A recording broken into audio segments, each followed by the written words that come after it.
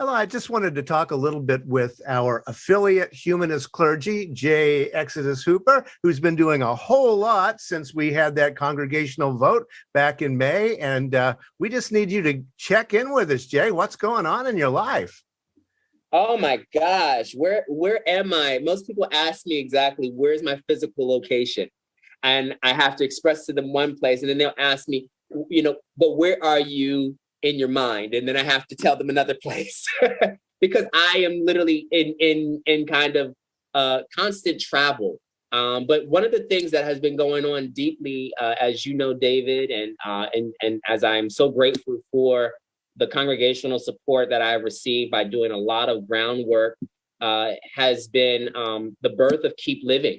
And Keep Living was really birthed out of the need to really reach a larger audience and curate a community that went beyond just our walls, and especially expanded the definition of humanism. Yep. One of the things that I really look to do with Keep Living is it is a production on Facebook Live. I've been kind of playing with it for a year after we last talked. And it's been, kind of formalized into this idea that, human ingenuity, to cultivate human ingenuity within the framework of brave space to pursue self-care as culture care. And using that as, thinking about art in the art of living fully, right? And the art of living fully, because I think a lot of us in our spaces, though we have so much wonderful framework around logic and reasoning, still need art. And you need to value the art that we are, as well as our ability to engage our own imaginative process to be co-creators in life, as we evolve. And so that's been something that's been very important to me. So Keep Living has had a lot of guests. This month, as you know, is February. So I've been doing Sankofa month, and we have Anthony Penn tomorrow on a Tuesday, and Wednesday we have an amazing dancer, and then of course Thursday, and we're going to continue to keep moving forward as we have so many guests doing this work with me, and it's just great to have it as a part of the Den of Conversation. It's, and huge shout out to Justice and her work, and Delaney. Because they have really helped me refine that curation that we've been looking forward to creating with this show. So I'm just really excited about it. Really. Well, and by the way, we're recording on a Monday, and so that week is going to be behind us by the time people see this. But guess what? They can go to Den of Conversation on YouTube, and you ought to subscribe. That's kind of a larger humanist project that we've got going on here with Secular North, and it's really cool. And we want to expand it even more, get more and more voices, all kinds of humanism out there. The heart of humanism, the feet of humanism, hands of humanism. Yeah. And that's the thing, right? And even so, Keep Living is like one active component right now of my life. Of course, moving forward into what I am birthing in the next few, actually beginning tomorrow, but for myself, but throughout the week, and I will send you the information about it. But Kindred Spirits, which will be this transformational leadership group, where people like one of your members, Anthony Cruz, has Anthony, partner with me. And partner with me currently right now in relationship and in affiliation with Susquehanna Valley and their humanist congregation. And they are developing, and they're looking to kind of in many ways, be further courted with other humanist communities. And so just sharing in that work, offering real, a new kind of, and kind of a new blossoming thought around how we understand inclusion, diversity and inclusion. One of the biggest concerns right now within humanism, as I've been approaching, as you and I have worked together on decolonizing humanism, one of the most important things for me has been about really looking at how we really process diversity and inclusion, and making sure that there's not a monolithic idea, that there's not a respectability politic that in many ways infiltrates what we understand to be diversity and inclusion in our communities. Our communities should be those radical spaces and those transformational spaces. So I've been offering a new idea around what I call ethical eclecticism. And so that is this very kind of, for me, pulls in all of the intersections and the interrelationships that we share within our full human existence. That it doesn't matter really what tradition, what ideas or ideologies, we can share them as a form of wisdom. And we have to begin to practice in listening courageously so that we can discern how we best need to interact. Yep. It helps us build a firmer relationship based off of an understanding through compassion. Yep. Right. And that's where that ethical component is, right? Through the act of compassion, and then taking the opportunity to embrace that person through the array and through their own personal, or maybe their story or their experience or their narrative, bringing that as a part of the eclectic moment to say, let me share in that and be a witness to your story. I think that's something that that I've been really pushing on. And a part of that moment right now, kind of that's springing into that and in kind of groundwork is at Tough University. Where one of our members is so excited, John Levier. Yeah. Levier, thank you. Yes, they are doing some incredible work. They are doing some incredible work out there. They have just started a chapter of Humanism. And so reaching out to me and, I just was like, let's practice it. Let's really get to the nitty gritty. And, I was like, what's the demographic? Who's the community? And it's just really beautiful to hear that our youth, right, that started at FUS are doing this work and they need that support. So I'm going to just put a plug in because I'm letting y'all know. Yeah. Send some love, in the gifts, the gifts of endorsement or, finances, their way, because they are really trying to reach a community of students that need to feel validated for their own thoughts and their beliefs and moving through the world and knowing how to navigate it in a way that allows for them to be brave humanists in that moment. So I'm very excited to share that with them in March, and I'm very excited to have sharing this moment totally together. So, I'm out here. We working. Hey, all right. Well, that's what I love. First Unitarian Society. I mean, we can be the generator, right? You met John there. John met you there. You were on the same stage one Sunday morning doing talking, and now you got to know each other. And the humanist values are there, and you're going to go get them out further in the world. That's the deal, right? That is the deal. Yeah. I like to be able. It's kind of fun. It's like if FUS is the is like the pitcher, catch me out in the outfield because, I'm going to throw it back home. And so it's really nice to know that, our community is working on not only being intentional, but practicing being, not only intentional, but sincere and sensitive to the time that it's happening now. We need a more sensitive community to the work that we are doing. There are, and I don't say that to say that we are fragile or that we are breaking, but in this, after having such a very interesting experience of 4 years where of uncertainty, of sometimes feeling deceit and feeling betrayal, political betrayal, cultural betrayal, and feeling different uprisings, we need not just an intentional community, but a real sensitive community that is sincere about offering real work. And I want to be able to cultivate that with whether it's one of our own out here trying to build a community, whether it's one of our other members who's looking to do some transformational leadership work, and really offer people that cultivation that FUS has offered me. All right. Well, and that's the topic for the Sunday is taking the ism out or the ist out and putting the human in. That whole thing about being institutionalized, being programmatic. I mean, humanism is not about dogma. We're not about creed. We're not about, you got to do just this, right? We're about expanding that circle all the time, and it's isms are, they can wear anyone down, we got to. It does, right? I mean, I think that's one of the biggest things for me about the process that I have been in. I mean, FUS gave me not only gave me the opportunity to go through a process of belonging, but in many ways influenced my becoming. And I'm constantly becoming, right? I'm constantly evolving.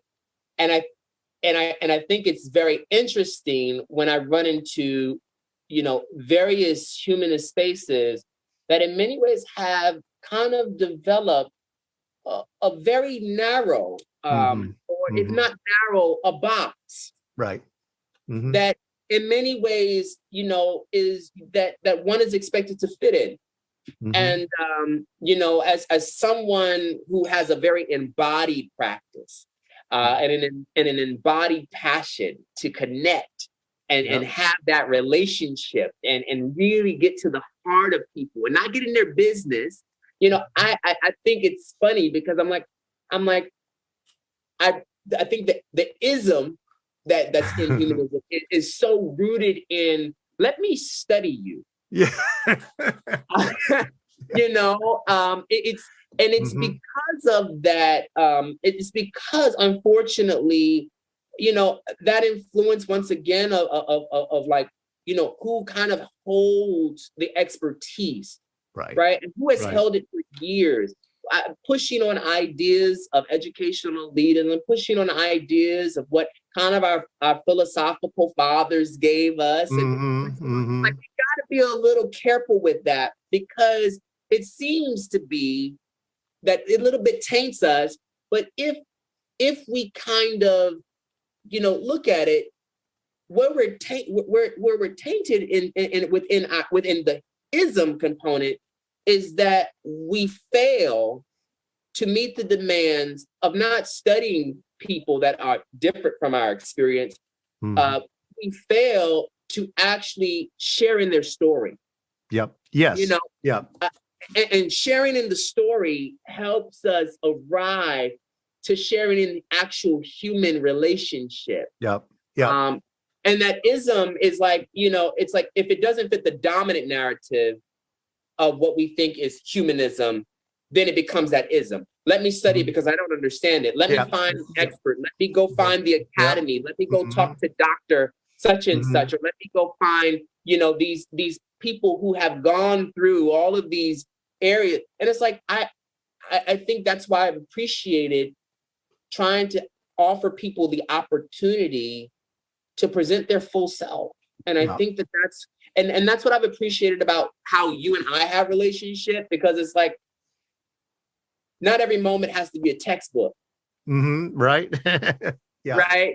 Not every moment has to be, rooted in, in scholars before me. That in many ways, my story in many ways is scholarship. Right. My experience is an act of truth. And in many ways, it is a site of justice, right? For those looking to find a home in my intersectionality, right? And various components I hold. That's where the human is, right? It's right. It's in the shared narrative. It's in the fact that we open up the table for everybody, and here we are together, not only feasting on each other, because that's the ism. What we want to do is we want to actually feast together, and nourish each other. That's it. Right there. Right? That's it. So, right. When we nourish each other, we become human together. When we're in the ism, we're just feasting on each other. And we just want to get as much information about their story. And it has nothing to do with us. We want to detach ourselves from the experience. Right. Yeah. But again, the wall.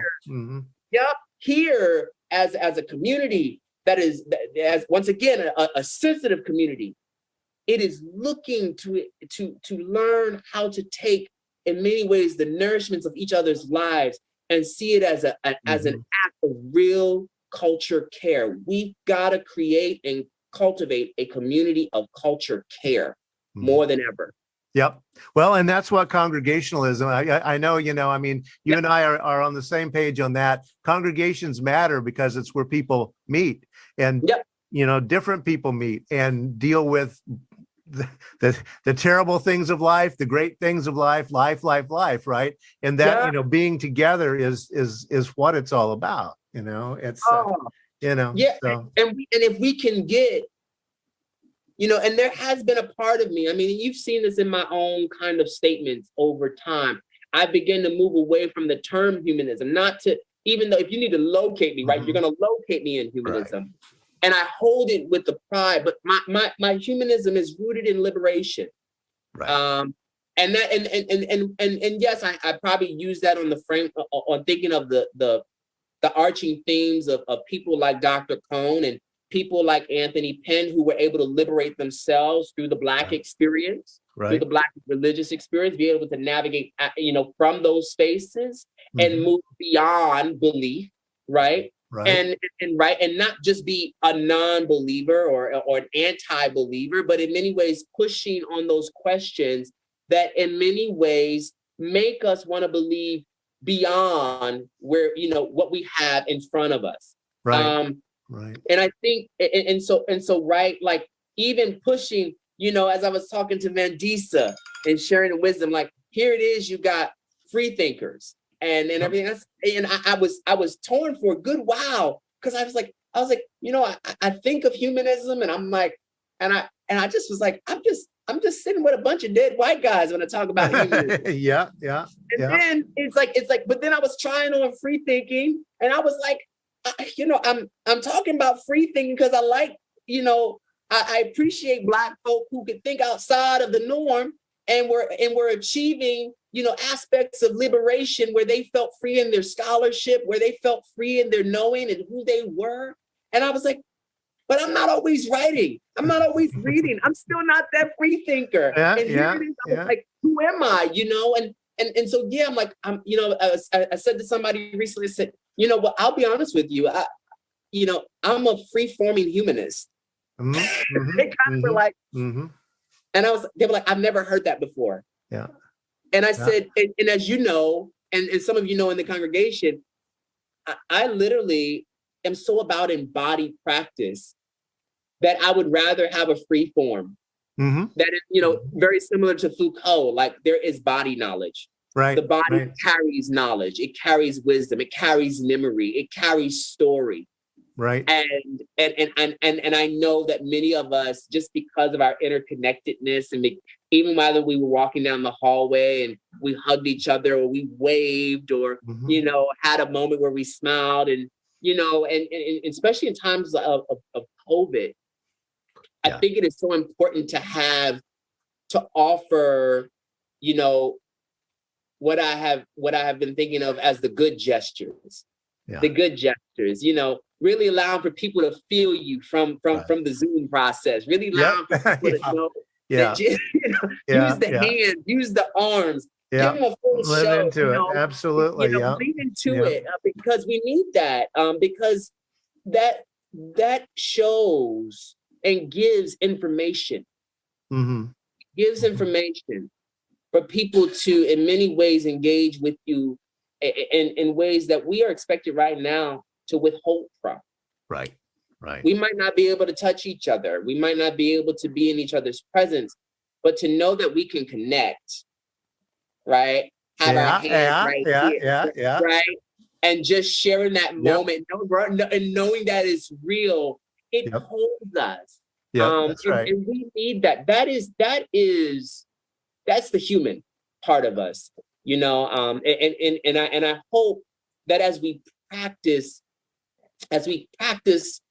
a humanism that really generates the need to focus on the human condition, that we also realize that there is, in the words of kind of my dear brother Anthony Cruz, that there is a lot of human flourishing.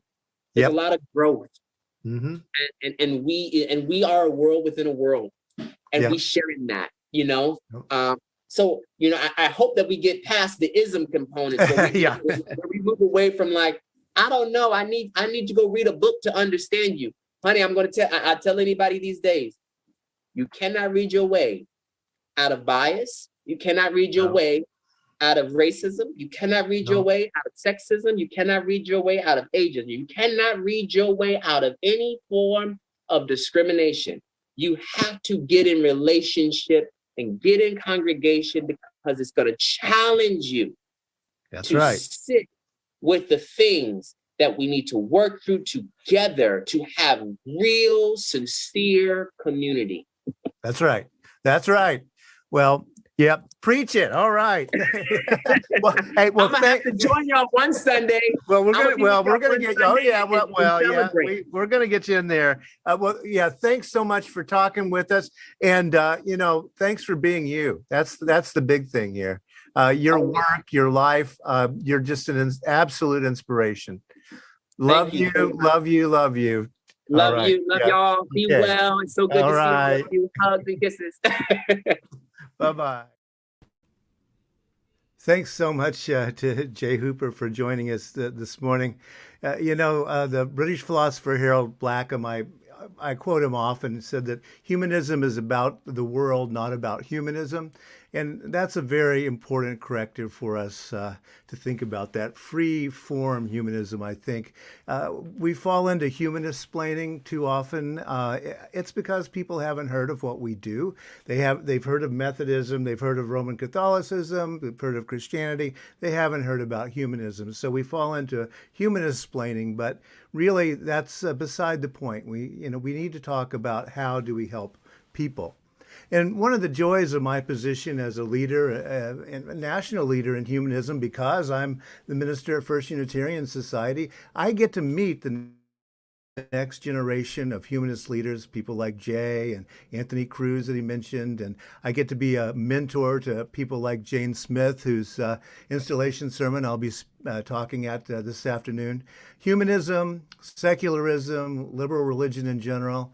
We have an amazing and diverse group of dedicated and talented people already in the movement, and they're going to be pushing that into the future into entirely new ways that we can't even imagine these days, but it's going to be good. Thanks for joining us today.